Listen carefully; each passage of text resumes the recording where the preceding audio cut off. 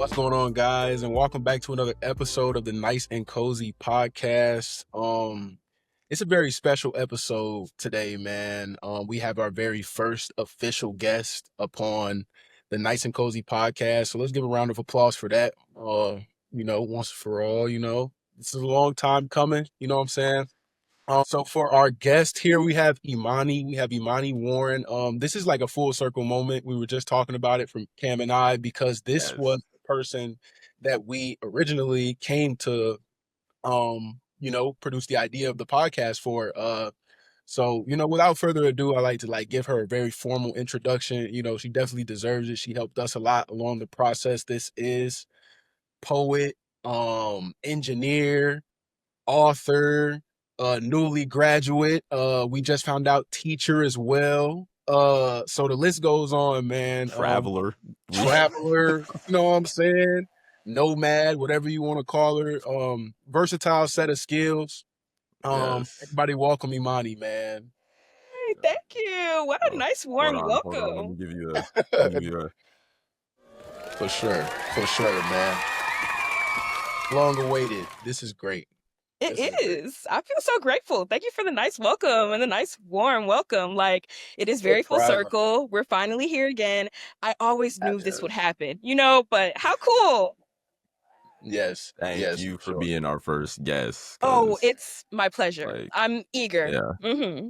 Like Khalil was saying, we always talked about it even when we when we were both in Chicago. Mm-hmm. Like, we know who our first guest has to be. Hey, I'm right here, guys. I'm right here. That's exciting. Yay! So, like Khalil was saying, Imani gave us our first opportunity, really. When we first came into that podcast studio that day, and we're just like, yeah, so we want to do a podcast. Yeah. We don't really know what we're doing. No idea. Here's the stuff we want to do. And then the fact that you really just said, all right, this is what you got to do. This is the next thing. And we're just saying stuff. You're like, oh yeah, I have it all written down too. For sure. You guys, you are so lucky, because when I tell you, you got the best of me, you got the very best of every skill I had. I mean, I had that job for 4 years before I interacted with you guys, and you guys were my last podcast that I worked on, actually. So you were not only the last one, but definitely the best and most established one I was able to contribute towards. So when I was writing all that stuff down, I was feeling invigorated myself. I'm like, this is a good fucking idea. Like, this is a good idea. Like, people will like this.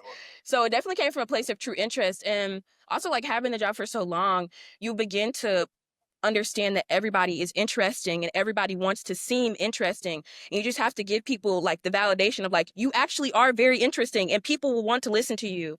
And that was something that I needed when I first went to the studio. And I love that the podcast director before me told me that. So I'm glad I can tell you guys too. It was fun. For sure. Yeah. Thank you. I wanted to talk about that too, Cam, when you brought up the fact that when we had presented the idea to Imani, we didn't really know the process, where we had to go, you know what I'm saying, what we needed. And I'd say first and foremost, how much time was going to go into it as well. But yeah, Imani, she definitely laid out. I remember that day vividly, the fact that how you laid out the blueprint for us in that document, you know what I'm saying? Yeah. I feel still to this day, especially Cam, he's great at note taking and everything. We still kind of use that format in terms of, you know what I'm saying? Subtopics, not necessarily script at all, but just things we want to talk about. It's a template. I mean, it's a universal template that you put us onto, you know what I'm saying? I'll never forget it. Oh, that feels so good to hear you say, because for me, that template didn't just come from somebody told me that. I actually made that template from scratch before I went in for my first podcast meeting. I remember it was yesterday. It was 2021. I was 18 years old. I was perky and I was ready to talk to a lot of people at one time. And I remember talking to, her name was Gwen, the old podcast director, and she only had that job for a year. You guys don't know this, but the podcast studio has only been operating for 6 years. 1 year before I came, and then me. And now Allison. So like that's it. It's very new. And so like I didn't really know what to do and she didn't really know what to do either. And so like I was like I literally sat and looked up in 2021. I sat and I had a research day where I was like, how do you make the perfect podcast? And I gathered like it was like I was ChatGPT before ChatGPT was a thing. It was like I was putting together like 10 pieces of information and I made a whole template. And that's the template I've given to every student after. And whenever they use it, it actually is very successful because it's the way that people gather information in their mind and it's the way it's expressed. So I'm glad you like that too. Like that was perfect. Yeah. Yeah, because we definitely use it for every single thing when it comes Everything. to how we introduce it, how to. And one thing you told us too is like it's your podcast, so Yeah. you do what you want to do with it, and then you gave us like the format, and you were like, all right, feel free to do with this as you may. Yeah. So it definitely gave us everything now is kind of just in my notes. Yeah. In the notes app, we share notes and then run through it. So it's like that beginner Google Doc. We still have this Google Doc.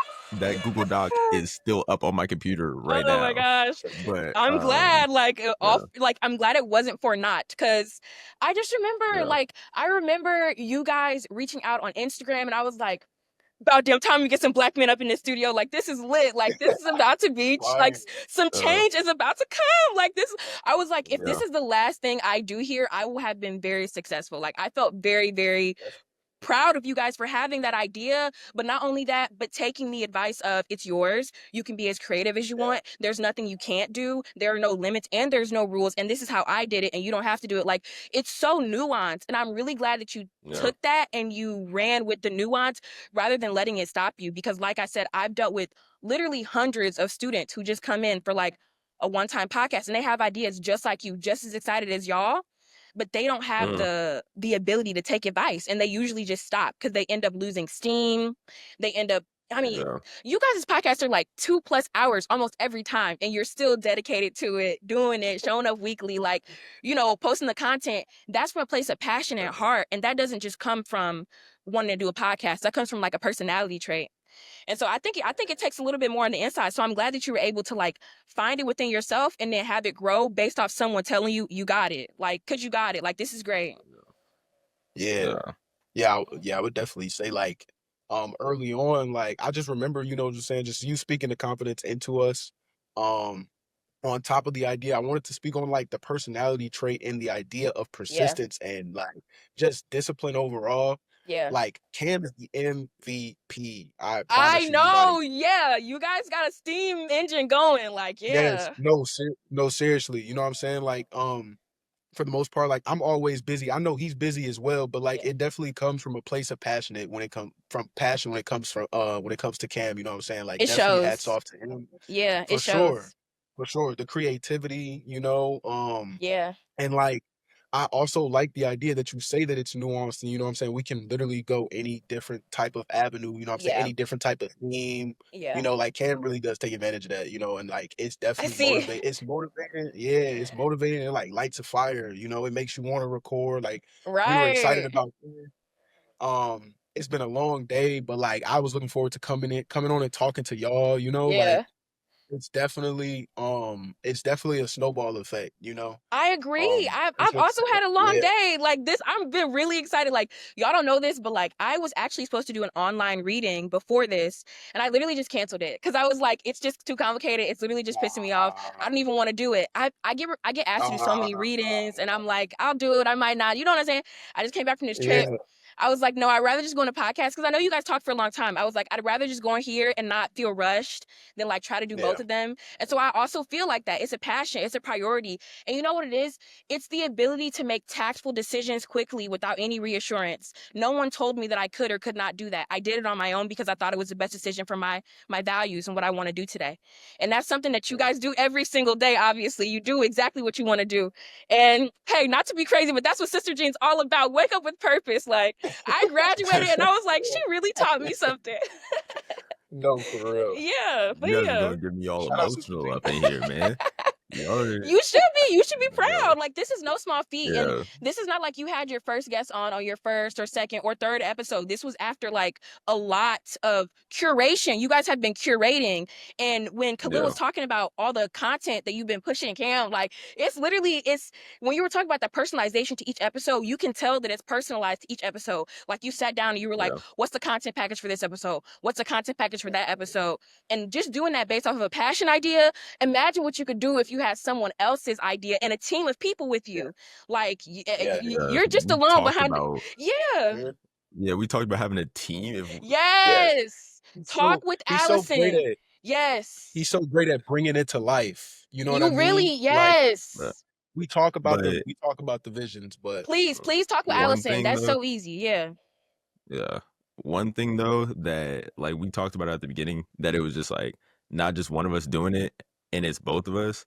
And I feel like that helped me so much in wanting to do more, because I'm just like, especially when you were graduating at the end of the year, I was just like, let's enjoy this graduation and let's continue to do this thing. And I was like excited also because it was somebody else who here's the other thing. When I'm watching these videos, I don't like to watch me talk as much. I hate it. I literally paid an editor for my first 2 seasons. I hated it. I did not want that at all. I don't even like my voice on video. I hate it. Even now, hearing myself now I'm talking about it, I'm like, I hate it. Like, for real. I'm glad it's like a neutral thing. My voice on video, I'm like, no way people are listening to me talk. No. And then I be going places, especially like now that I had a podcast, it's over now. People are like, man, your voice, it was really, really, what the F, bro? I literally couldn't edit it. Like, I literally paid someone money to do that. Like, no, not at all. So it's easier to have somebody else's and just like conversation. I find him hilarious, and the stuff that he talks about to be so intellectual as well. So I'm like, okay, I'm able to listen to this also, because we listen while we talk, but you can't really fully listen, and the stuff you may have missed in the conversation, I'm able to pick up on in the video. I see. When I watch it back. And it's just that whole thing of I get the raw cut, getting the raw cut of something you just created into whatever. And we're just like, the Star Wars thing for the last video. I was what like, happened? There was the Star Wars promo for the last video. Oh my God! Like, yes. Yeah. I was like, what are we gonna do? Because I was like, I don't even have a video on my phone to really use for this one. But it's virtual. We said volumes, and it's just the whole thing of everything can just be put into. I open up Premiere and just have fun. Yeah, I like your sound quality here too. I was gonna say that. I've been watching the Instagram content, and I like this sound quality a lot. It's fire. Yeah. It is. It's good. Yeah. And I was gonna say this analogy. You guys remind me of like when you have conversations. It's like, imagine like it's almost like a poem, but imagine like you're playing tennis and your words are like the tennis balls, but it's not just a tennis ball. It's like a tennis ball machine. It's like your mouth. It's like a tennis ball machine. And you each are like Venus and Serena Williams. I don't know if you've ever seen them play against each other, but they never stop playing. They can play forever. Like, they can quite literally play forever because they each know each other's skills. They each know what each other's going to say. And when you guys are talking, it's just like a consistent flow of like tennis balls, just like going like between each other. And it's like you could quite literally talk forever because that's the skill that comes with the conversation. A lot of those 4-hour like episodes and stuff is natural. Like, we just got in there, and they end early. Of course, of course. I've heard you guys talk. I remember coming in. Like I said, I would be at Baumhart like 8 hours a day sometime. I remember coming in after hours. I'm like, it's 9 p.m. Time to give me a little tea to cut out. Cam and Khalil in the studio. Hey guys, like it's totally nighttime, but working hard. Yeah. Oh yeah, it's so interesting though.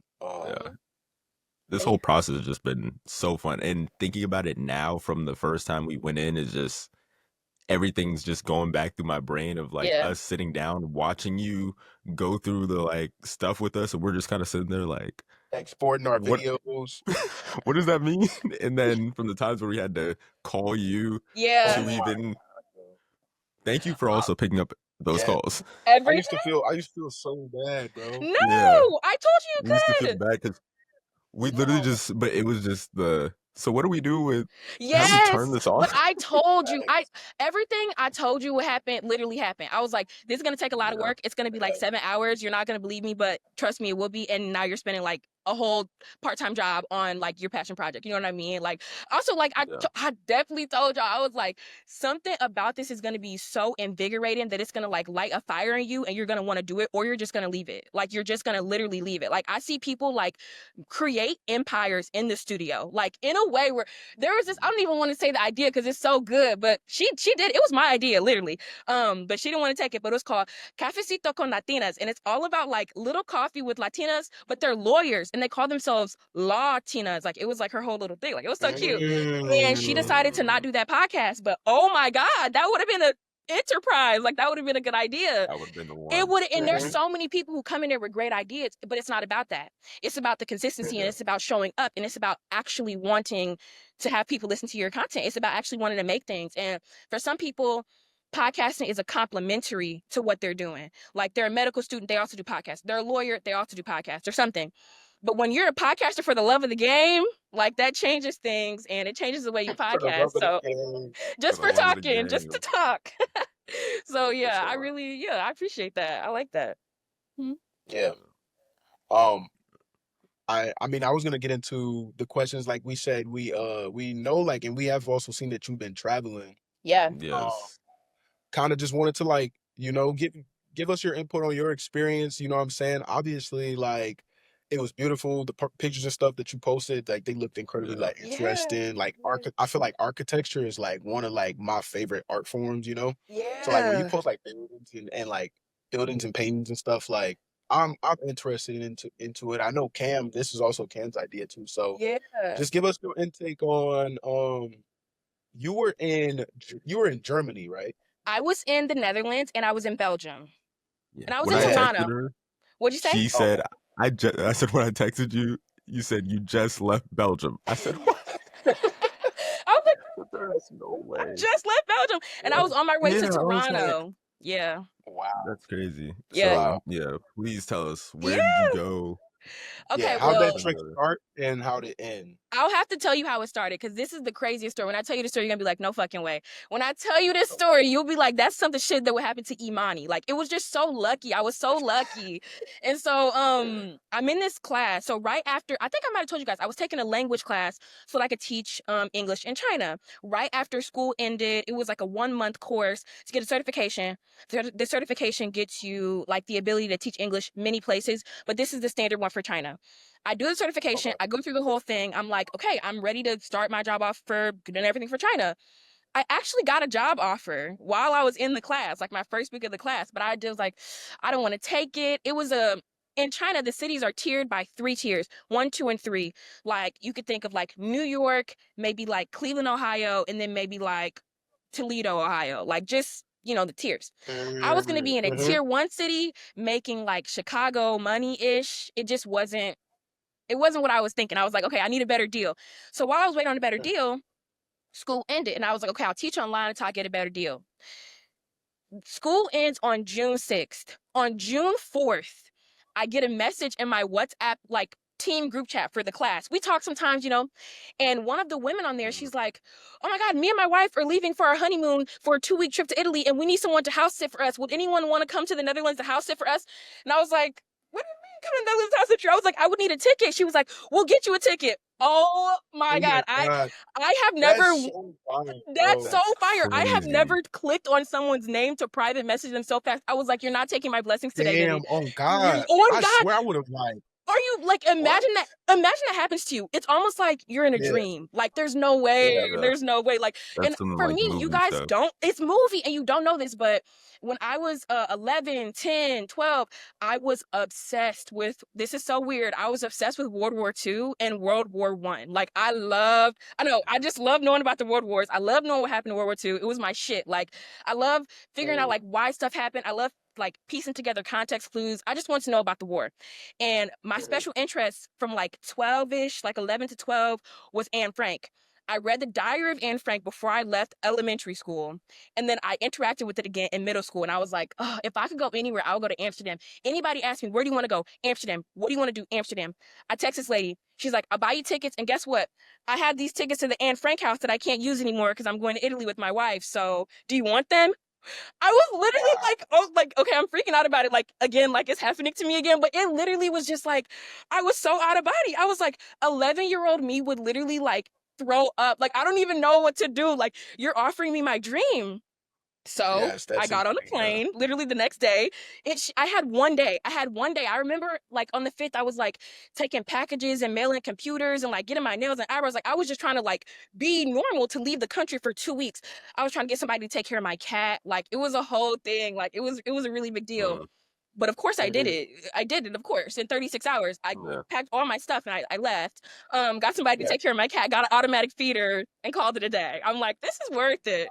So I got that and I get on the plane and she is ready to receive me in the Netherlands. I go to Toronto for like a couple hours, then I go to the Netherlands. She is ready to see me. Mind you, the ticket was like $1,500. Her and her wife was like, easy, easy. They did not care. Like, and you know what they told me? They told me I was half the price of a house sitter in the Netherlands. I was like, Wow. that's Wild. yes, yes, and That's it doesn't stop there, you all. They didn't just pay for the plane ticket. In the Netherlands, weed is different there. Like it's like much more common, casual, and it's much more accessible. They Yeah, have these things called coffee shops, and I've heard about that. yes, it's literally like if you could imagine, it's so cool. It's just like a Starbucks, but you can smoke inside and they sell weed. It's like a dispensary and like a coffee shop. Mhm. Yeah. Amazing. Anyway, she went to the coffee shop before she left to Italy. What she say?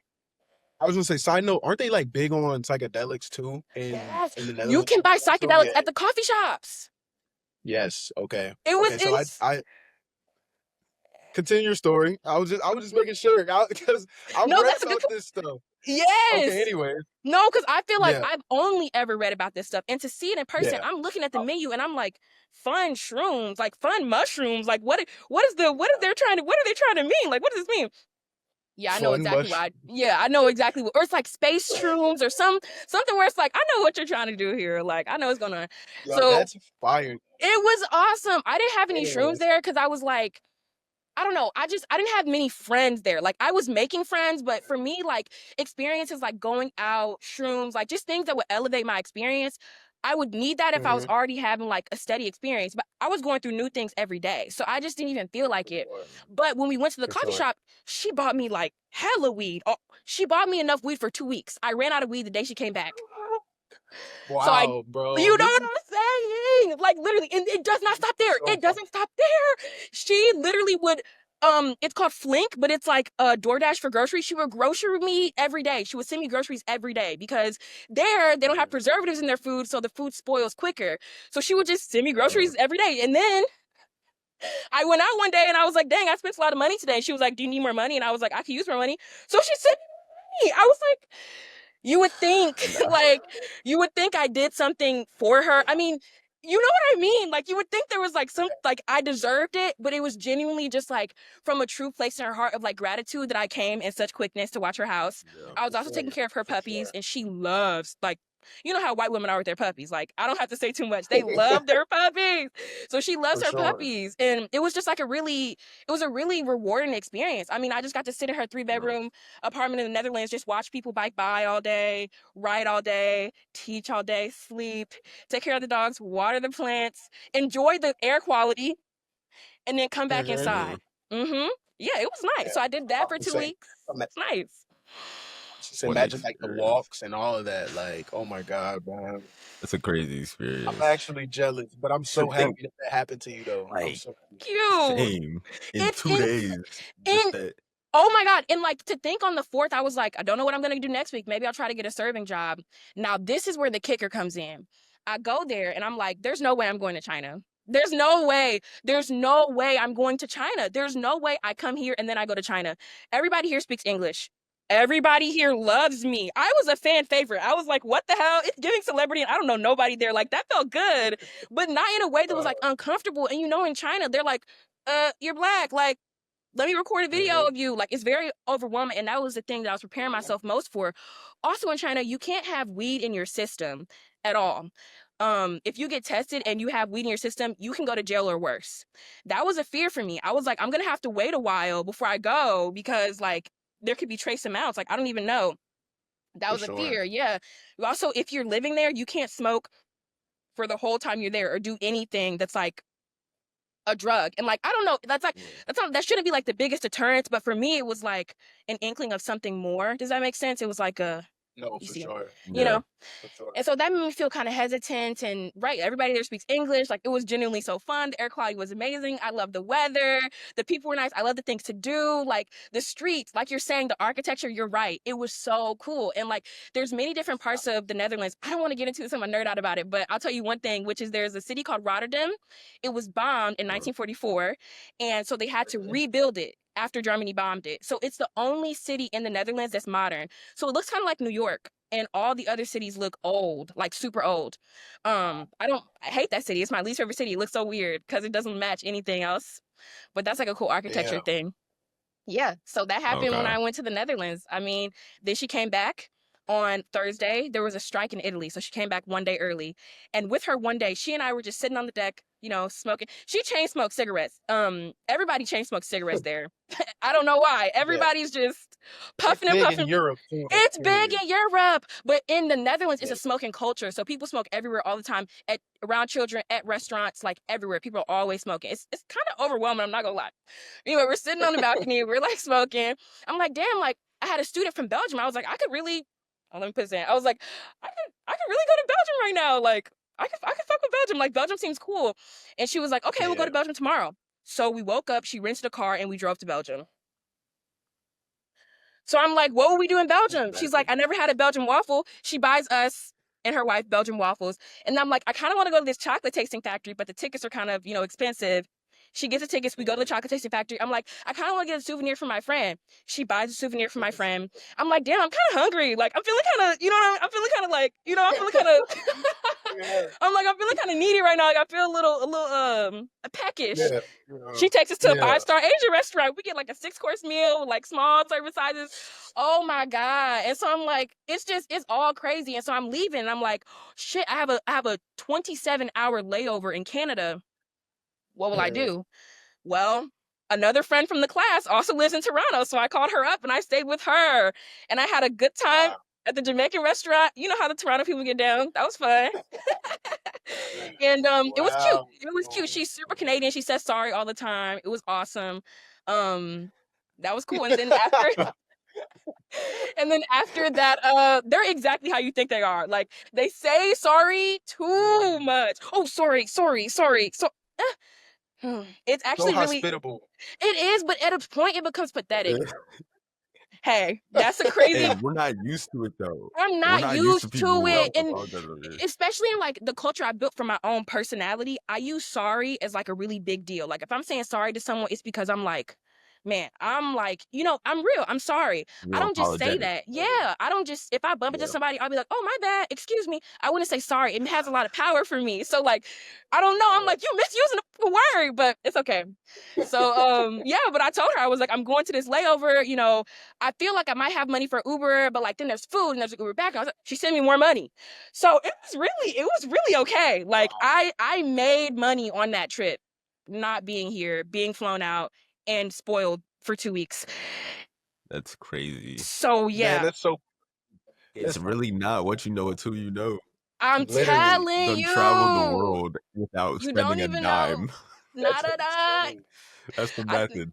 It was cool. I'm like, just start talking to people for real. But she was cool. And she's like low-key, like, I wouldn't be like my best friend, but like, she's my closest friend now. Like, I talk to her the most because she would call me every day just to make sure I was okay and I had everything I needed. So we would end up talking for like hours every day, just catching up with what she was doing and what I was doing. And like, she's a really good person. And we had a very similar lifestyle when we were growing up. So it was wonderful. So yeah, now I'm back in Chicago.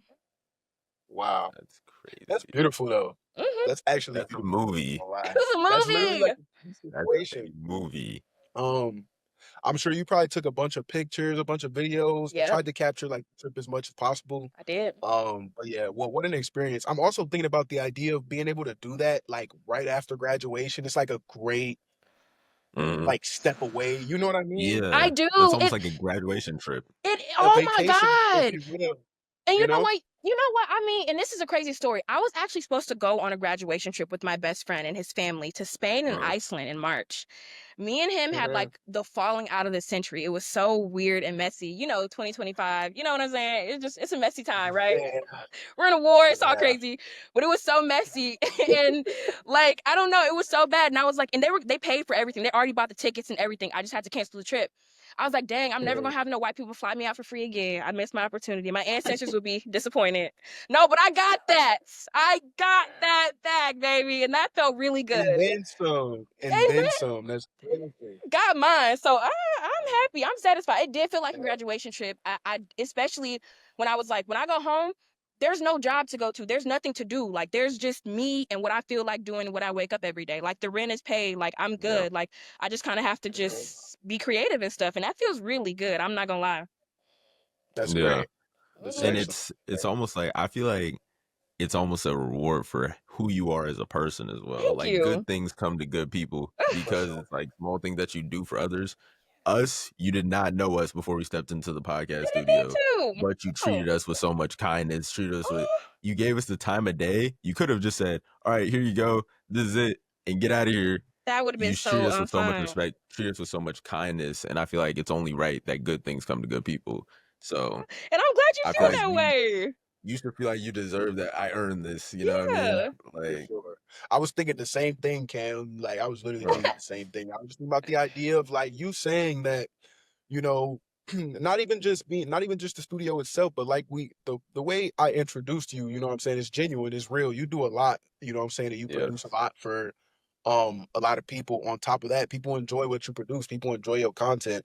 On top of that, like, a side note is like you mentioning the studio and how the studio isn't even necessarily as old as people may think. Prior to you coming, it was only like 1 year, but you did that, I believe you said all 4 years, right? I did. While you were in undergrad.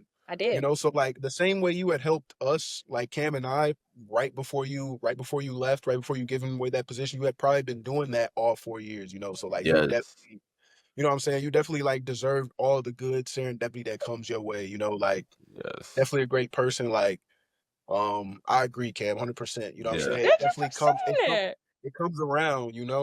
Just you can see it. You can see it easily in the stuff you even produce. And I wanted to get in this later, but your chapbooks, I was looking through those. It's like you can see that you're not doing it just for yourself, but you're doing it to give this to others who may want to read it as well, who relate to it as well. 100%. I got that critique today. It's so weird you say that exact thing, because somebody else talking to me today, and they were like, yeah, it's like your stuff. It's just, they were trying to find the words, because English isn't their first language. They were like, it's just relatable. It's just relatable. Like, people can read it and relate to it. And I'm glad you feel that way. And I'm glad you feel like the work that I did in the studio is rewarding of such a trip, honestly.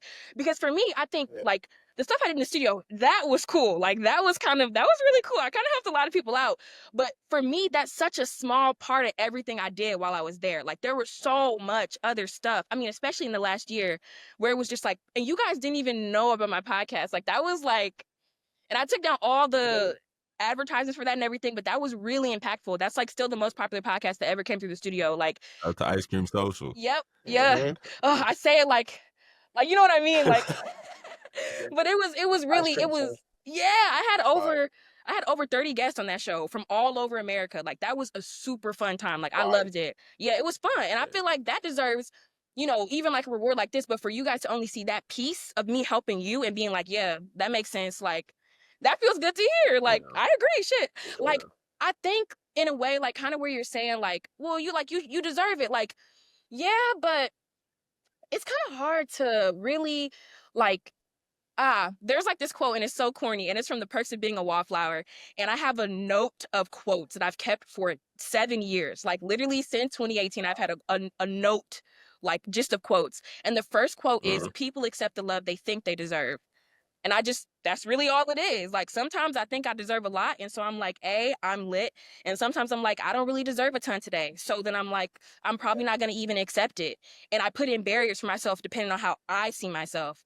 So that's why reflections like this are actually important, because I will get more stuff, because I will think, you see what I'm saying? External validation it's much more, I think, impactful than people want to give it credit for. Yeah. Because just knowing you do deserve it, though. Right. Even just in how you treat people. Because even I saw you on the video, sent it to him, and was like, we got to do this podcast. Yeah. But in no world did I honestly, in today's age, the people that I see on the video, in no world did I think I was actually going to see you in person to be the one to help us create a podcast. Because you were on video, like, and that's what we talked about earlier in episodes, like social media versus reality. Yeah. You were on social media really saying, come do a podcast. We'll get you set up. We will help you. And then And it was in person, me. we came and you were like, Yeah. what's up, Same you guys? energy. Let's do it. This is what you gotta do. So it's that Yes. same energy, and it's regardless. You're one of those people that are real on any avenue in what you're doing, whether it's from social media to your books to in person. You Oh. are always being genuine, authentically yourself. I'm So so glad you feel that way, because that video was really hard to make. That video took 4 years to make. We had a racist social media manager who didn't like me, and she wouldn't let me promote the podcast studio on the Instagram for 3 years. Or it was really tough. It was really hard. Why do you think that was the only? We literally have a fully functioning podcast studio that NPR uses, and none of the students know about it because there's no media about it. Like, that video was so hard to get out. So for you to say it actually helped you, for you don't understand how impactful it was for me to put that video out as a Black woman fighting to put that video out for like years, and then have Black men, the types of demographic I've been that's like the only demographic that hasn't really touched the studio and stayed for a while. For this, I'm like, and then it happens to me. That's how I knew the video was needed. That's how I knew it was so needed and was so fucked up that she didn't let me like really get it out there, you know? But also, I think that it was perfect timing, because this podcast you guys have is really impactful, and it's really, I got a feeling, like, I don't know, I think I have really good intuition. I think I do. Like, I have very full confidence in that. Like, I can tell when someone comes in and I'm like, you're gonna walk out of here and I'm not gonna see you again. And that's okay. I get paid either way. Like, it's a vibe, you know? But you can also tell when you're talking to someone, it is like you can tell when you're talking to me, it's a genuine passion. It's not coming from a money grab, or even I want so many people to see it. It's just like, I need to make, like, I have an urge to just create. And yeah, that's definitely where a lot of my work comes from with, my chapbooks. Now I have a full-length book coming out in exactly 1 month. And I also, I'm a teacher now. Like, all these things come from like passion. It's not from like anything else at all. Yes. I wanted to, I 100% agree. I wanted to speak on that too. Just the idea of you just being so like multifaceted, and it coming from a place of passion, a place of genuine love, and like you said, the need to like, the urge, the need, whatever it is you want to call it, the urge to just create or produce and like get your ideas out there. You know what I'm saying? I'll Yeah. be talking to Cam about this idea. There's like sometimes, like, not even sometimes, but every single time when we had first originally started this podcast, that like I just look forward to coming into the space and being able to like just like brain vomit. You know what I'm saying? Because there's so many things that you can like either hyper analyze or overanalyze, overthink about throughout the day. And like I said, like Cam understands that we used to most of the time record in the evening, so it was such a good outlet. It was such a good outlet for us. Yes, for middle of sure. the week, just let it unwind. I mean, you really needed that space, though. I mean, and that's what I said when we were first developing the idea, and, you know, coming up with all these names and all these like concepts. And I'm like, man, it really seems like you're tapping into this like soft and thoughtful part of like Black masculinity that is not, I don't want to say it's not tapped into. I don't want to say that. I would like to say that people don't enjoy tapping into this. It's uncomfortable. It's uncomfortable for men to be put in a situation that they're not normally in, whereas women are constantly put into that situation for sport, basically, and for money. Like, I have become like many people's therapist. I don't mind. Actually, I love a good talk. I love a good chat. You know, I was a teacher for like 4 years. I love doing that.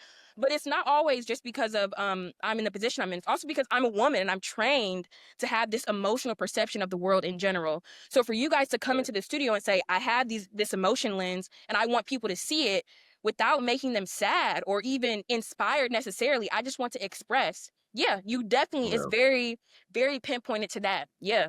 Yeah, I think it is very important as well. Just like, because we talked about it as well. It's kind of like we don't get the chance to really express our voices all the time. Yeah. So literally getting into that room and being able to just talk about whatever we wanted to, it was a special thing. It was a very, very special thing. Oh my gosh. Yeah. It's different. I told him, like, in that room, I don't know what happens in that room, but everything just starts just flowing. Planted a seed. Yeah. Yeah, we look at the clock and then it's like, okay, we've been talking for a And while. there's no And then clock for in me and there. yeah. It's almost like it's like a casino type of concept. Like they don't put clocks in casinos. Time just goes by. Like when we in a Yeah. That's really how it literally feels 4 or 5 though. That's hours. really how it Yeah. feels. I remember I did a podcast. Well, My podcast would never be as long. Like I would have like special guests. Like my podcast was guest based. And so like sometimes I would have a guest on. I didn't really need to talk to them for more than like 30 minutes. It was just like a special Chicago DJ wanted to come on. But sometimes I have a guest on. I had like an activist that got arrested by Loyola in 2020. I had him on. And that podcast was an hour and 30 minutes long. That was pretty long. That was my longest one. But like it doesn't it never feels like time. It just feels like space, really. I don't even know how to yeah. Yeah. describe the difference, but it doesn't feel like time is going. It feels like space is getting bigger. Actually, when I go into the studio, I'm like, yeah, I'm like, dang, Yeah. every time I talk, it's like I make more room for my words. For sure. Exactly. Exactly. Yeah. And even with Um, this, last time we looked at the clock Yeah. and it's just already running. And yeah. it's just like you don't even realize those 20-minute segments that just keep going. Love It it. just it flows. It flows. Love it. I wanted to I wanted to like speak on the idea of you saying like there's not really necessarily a space for like black men in terms of Yeah. masculinity to really express what it is that they feel. Mhm. Um, excuse me.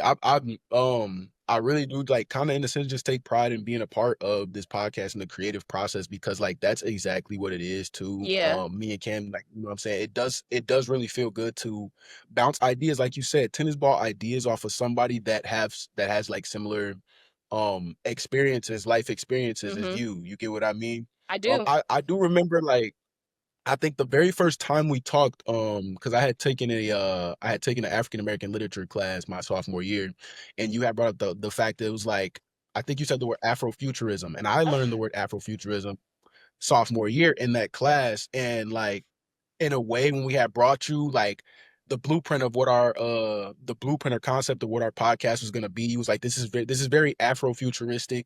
The idea of just seeing like in a sense something as simple as seeing a black face on a dollar bill, you know what I'm They saying? The don't know background, that's you know the what I mean? future. Yes. Yes. That's Yeah. like the whole Yeah. idea. You get what I mean? I do. I Um, do. and you know what I'm saying? Like that was something that really stuck with me from all the way up until the point you said it up until now, you know what I'm saying? Just really embracing and embodying that idea of Afrofuturism and like just expanding the space of what it is black boys can be and just black people in general too, you know what I'm saying? Because 100%. you not only are you our first official guest, but you're a black woman, you know what I mean? So it Yes, gives a different perspective to our viewers. it does. Um that's like substantial. You get what I mean? I Especially like in do. today's day and age, there's so much crazy shit going on, you know? Huge. Um but yeah, like um for sure. And then even in the avenue of like your writing, like I know Cam wanted to talk about your writing as well. I Yes. think that's also a great avenue, you know what I'm saying, to get your point across, to get your feelings across, but it also it gives you that creative space, you know, Yeah. to the point where you don't really got to box yourself in. Um It gives you That the is ability to exactly where my mind was at. really. Yeah. The No, yeah, not the not boxing yourself in. never. see I Cam? feel like this all is just the definition. Amani, you are the definition of there's Absolutely. no box for us. Facts Like though. You guys have there no is no box. box. You have no box because, and that's also when I brought that Exactly. idea of Afrofuturism to you. I love that stuck with you because for me, I never It know what definitely I did. say. Yeah, I never know what I say that sticks with people, but I hope it's the good things because, as you know, I'm generally an You know. excited person, so I say whatever I'm thinking, and I'm always just kind of expressing what's going on in my mind. So I'm hoping that people are picking up on the important things, and like you talking about the Afrofuturism part, I feel like I say so much about Afrofuturism, but the fact that that's what you got from it is so important to me because that's exactly what I was trying to convey is the fact that being a black man in 2025 is Afrofuturistic in itself. That is Afrofuturistic. It's something about it that's like, whoa, like that wasn't supposed to happen. It really wasn't, especially not to be free as a black man in 2020. That's not supposed to happen. That's not what they want to happen. And then to go in there and say, well, now I'm going to record myself and I'm going to represent myself and I'm going to do it all myself and I'm going to post it myself and no one's going to tell me what to do. No one's going to verify this or check it. It's literally just up to me. Oh my God, the amount of power you have to communicate and get your message out. That is Afrofuturism. If I would have explained that to my grandmother who died in 2015, her mind would literally explode. Like the ability for black people to get their messages to anybody across the world in seconds in any way they want.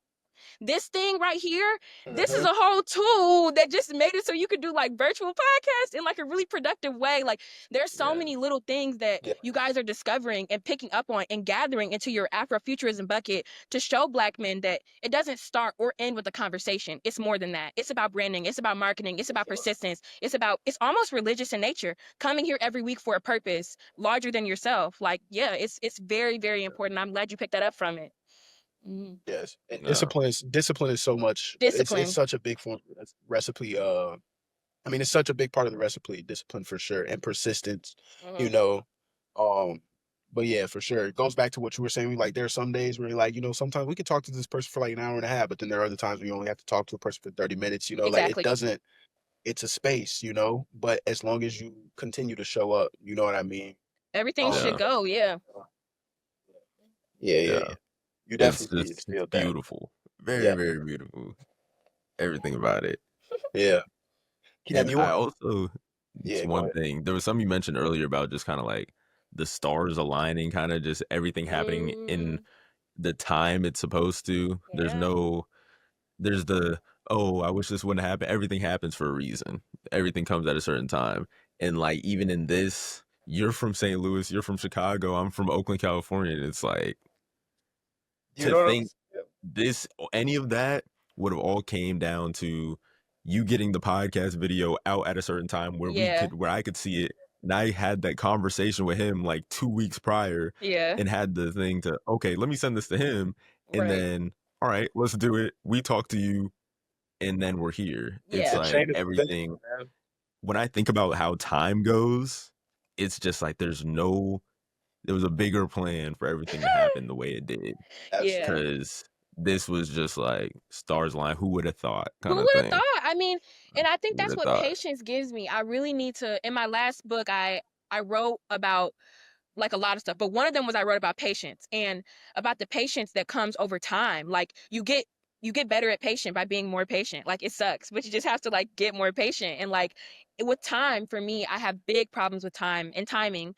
I'm very impatient. Like it's just a factor by myself. I have very little room for patience, and I'm very tolerant, I think. But like I just want things to happen when I want them to happen. I don't usually wait on my success. It kind of happens to me, But being patient on success as of recent is like really different and weird. So I'm glad you're saying that too, because I need to even show up for myself with being patient as well, which is not doing anything at all. Yeah.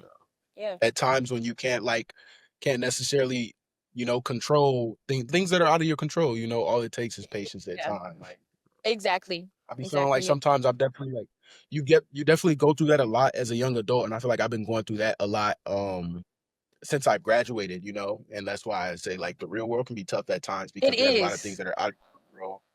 Out of your control. That's a really good way to put it. It's like, oh, I wish that could have been different, but I actually have zero control over what happens with that. So there goes that. Yeah.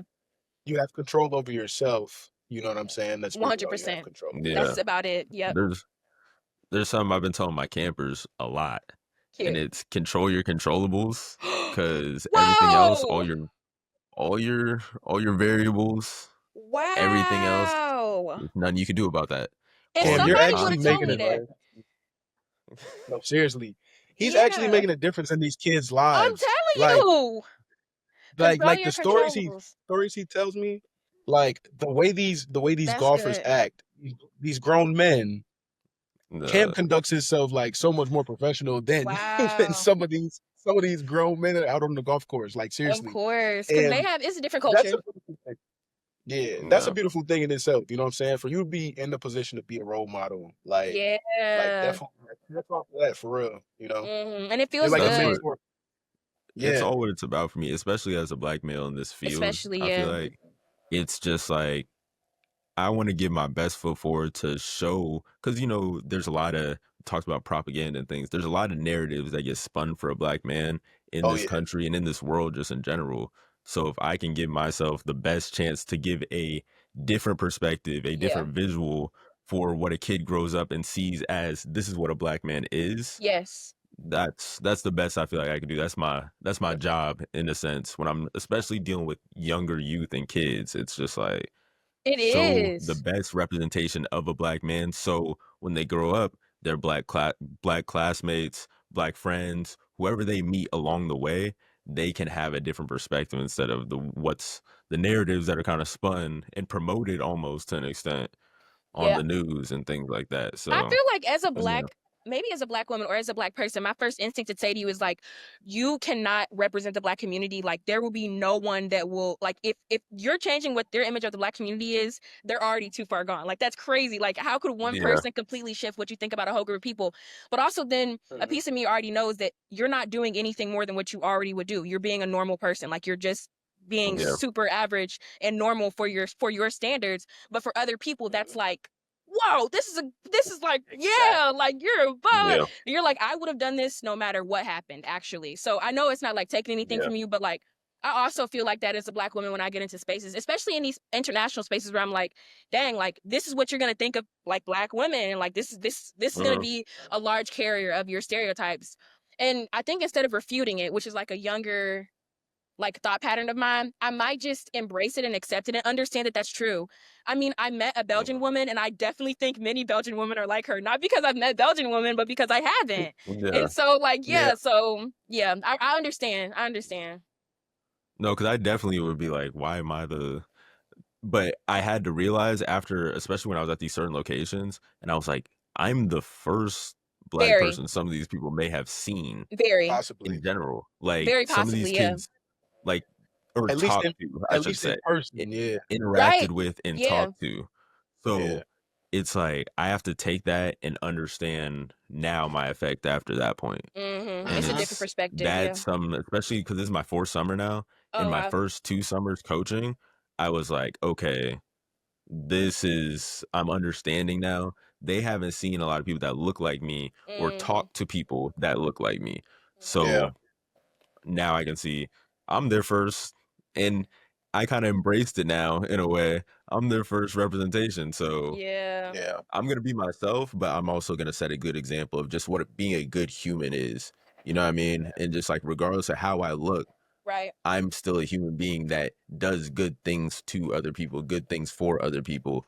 Yeah. And that's the best thing. So then, regardless, and then we have a whole bunch of coaches of multiple different races that, regardless who you're seeing, you're just seeing all these coaches doing good instead Mm-hmm. of, showing a bad example. So then they have different, it's just all of us doing the best we possibly can to give a good Yeah. example for And them. yeah, That's just what's as important. I Yeah.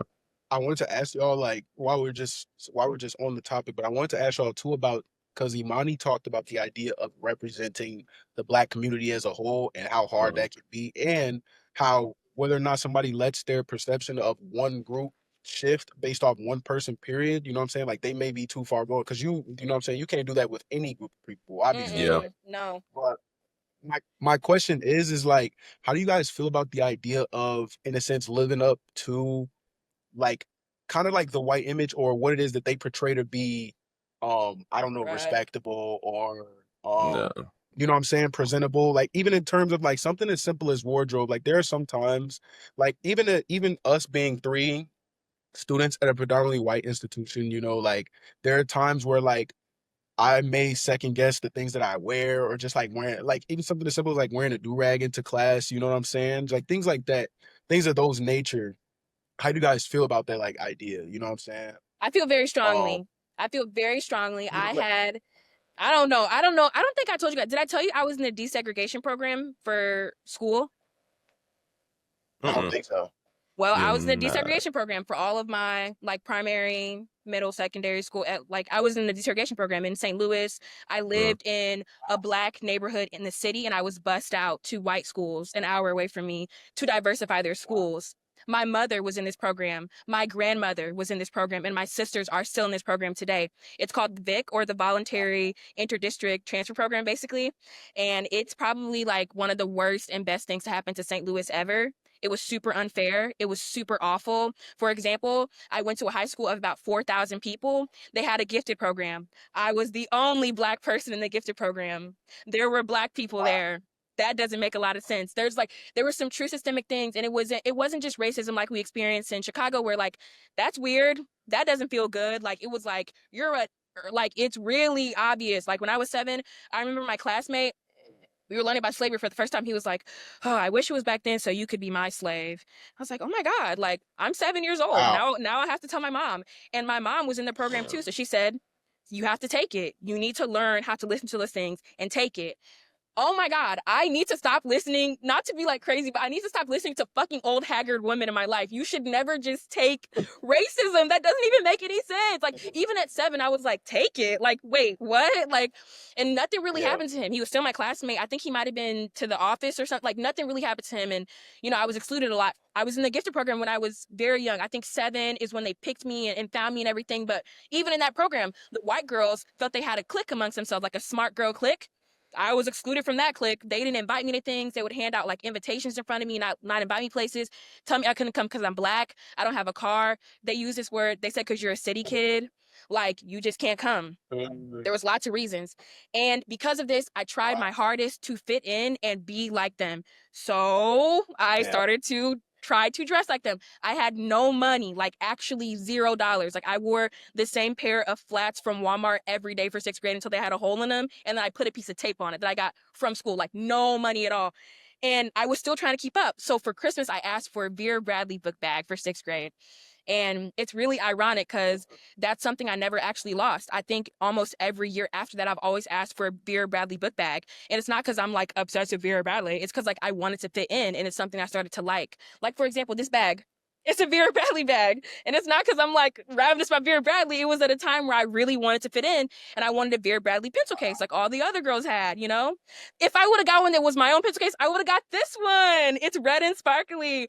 But I got this white lady Vera Bradley bag because I wanted to fit in. And I mean, I did go to the desegregation program, but on top of that, my father is from Trinidad. All his family lives there. My mother is Black American. Our family's broken. Like, we don't gather anymore.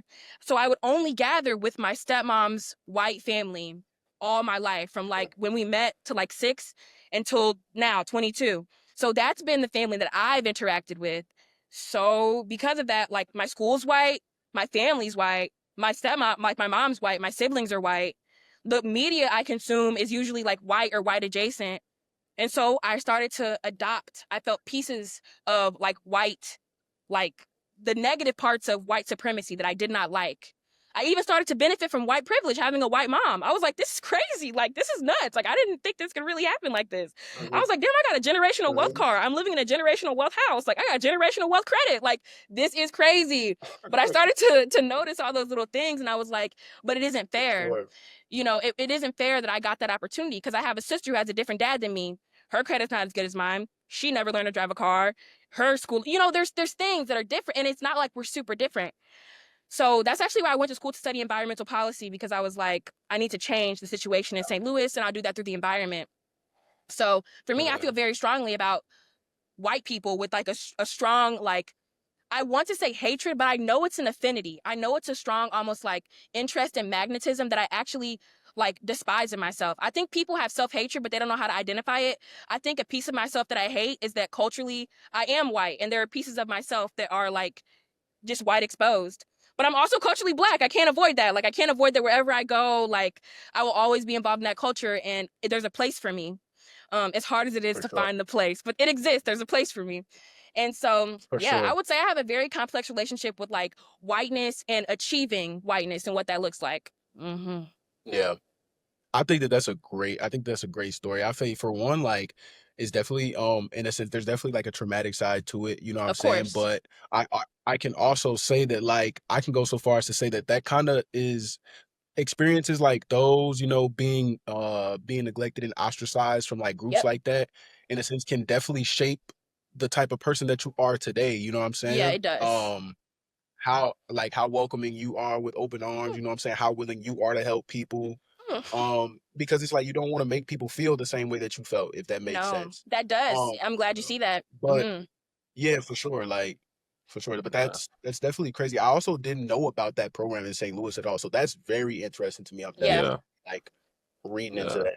Yeah, VICC. And I wanted to say thank you for even letting us into your life in that way and telling us that story, because it also, like you saying, it shows in who you are today, and it also just props to you to be who you are today in such caring to everybody, because you can see how you interact with multitudes of people you're very nice and considerate to everybody. So that's just like, and there's a lot of people who once were treated bad and then Treat will end up worse. treating others. Yeah. Yeah. Exactly. So to do that Exactly. and flip around in a way to actually be kind to others and also For just sure. help, like you said, you went for to improve your environment from where you were. Yeah. So it's like to Yeah. do that, that's very special. I feel like that deserves props in itself. For sure. Because I Thank think you. I feel Not a like lot it's of people are able to do that. Not a yeah. lot Yeah. of I feel people like are able it's to do easy to be bitter. You know what I that. mean? Yes. Yeah. Yes. That's a It's so huge easy thing to we be talk bitter. about here. Yeah. Oh, Yeah. okay. Yeah. It's bitter. It's bittersweet for sure. I Yeah. think there's, and like for that story, that's not like, that's like, if we're looking at stories that I have, I mean, you can tell I have a big personality. That's like scratching the surface with the fingernail. Like that's nothing. Like that's such a baseline of things that have happened to me. Because imagine all the things that can happen to you if you're in a situation so vulnerable. Like it's such a vulnerable Yeah. situation, and you're so alone, and you're so smart, and you're so. People have been telling me like I love when people tell me good things about myself. Like I fuck with it, I'm not gonna lie. But like people have been telling me this since I was younger, and like it would confuse me. I'm like, wait, if I'm so good, why doesn't Yeah. anybody love me? Like, why isn't there people around? Why don't I have like a mom and a dad and like all these things like other people have if I'm so lovable, if I'm so awesome? And I think that was also something that I had to realize is that like the love I was searching for is not sadly in a person, whether it be the person I came from or not. It's actually just within me, and other people have an easier time finding that love within themselves because of external support, right? I just had a hard time finding that internal love, but once I tapped into like love on the inside, it's really rewarding actually. And yeah, I think that's really just Self love. it is, it's just that self-love. It feels good, and that's the hardest part about interacting with, I guess, memories like this. It's not even that I'm like, oh, it happened, that's sad. It's that like I can't believe that I thought that was a reason that I shouldn't have been loving to myself. Or I can't believe that I made myself think that I didn't even deserve XYZ because of XYZ. Like I can't believe I convinced myself out of my blessings because of my situation, my circumstance. But yeah, you really should look into that program. It's called VICC in St. Louis, Missouri. They just ended it this year. This is the last year they're doing it. After I think it would have been 40, I think it would have been 50 years. It ended this year. I think it started in 1975, around 1975 to 1980-ish. To get it off the ground, it took a couple Yeah. of rounds. My mom was the Yeah. first round actually at the school she went to. And my grandma was the Wow. first round at the school she went to, but it wasn't Vic yet because it was like the 60s or 70s. And so it was Mhm. it was a much more informal process of integration, but it was a more classic integration process. They didn't have a name for it yet. Then they made the program, the name, and they never changed it. I would really look into it. They ended it this year, but that means, it's not funny, but that means that St. Louis is actually resegregated. They never fixed the problem of segregation, so now the schools are officially resegregated. So, yeah. Wow. Wow. You know what that concept kind of reminds me of? It reminds me of the idea of affirmative action It is and exactly, yeah. how yeah, but wow, that's just so interesting, But had you not mentioned it, like I would have had no idea about like that program, you know what I'm saying? Like, Yeah. those are the type Yeah. of like these are the type of the discussions that, like I enjoy Yeah, having, me too. yeah, for sure. Yeah. It's like a little piece of history almost, you know? Yeah, Yeah. it is definitely, and especially because it's like this is my favorite part of meeting people from different places because everybody Yeah. has these different experiences. Yeah. Because me coming from California, No, that doesn't I exist. I have know. Oakland. I'm from Oakland, California. That Mhm. is Malaysia. so far off. It's so far off though Yeah. from an experience like that over here would not really be seen, at least to such an obvious extent, I'll say. Because Mhm. there are still those areas that they just don't label, but there's Right. still a definite, you can see it. You can see the color difference, if that makes Yeah. sense. Like there's a And But it's, prominent. yeah. yeah. But to hear that, that's just yeah.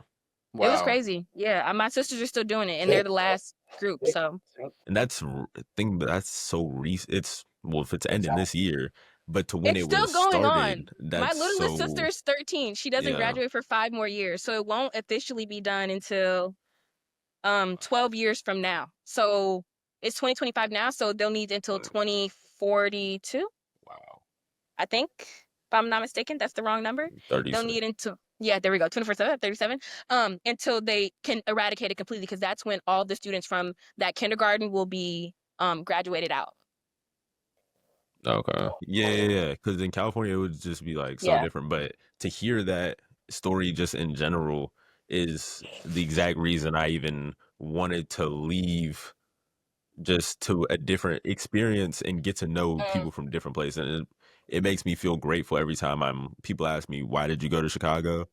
I'm learning so much that I wouldn't have learned in that small area, the coast of California. Even though California's not small, but you get to know it very quickly if you live there your whole life. So to be able to go to a different place and learn, and it's again that stars aligning thing, I would have never been able to meet people who can tell me these stories and I can learn I'm so from it. glad. So And literally the only thing I it's ask just is an that you keep telling appreciation the for story. that. Keep telling people that happened. Don't let people forget that they have an integration program in 2026. It will be there. Like, please tell others. Like, I'm glad you say that, because I completely agree. Like, going around the world these past few weeks, I'm like, dang, like, this is what life is about. Like, getting these new experiences makes it worth living. So yeah, I agree completely. Yeah. For sure.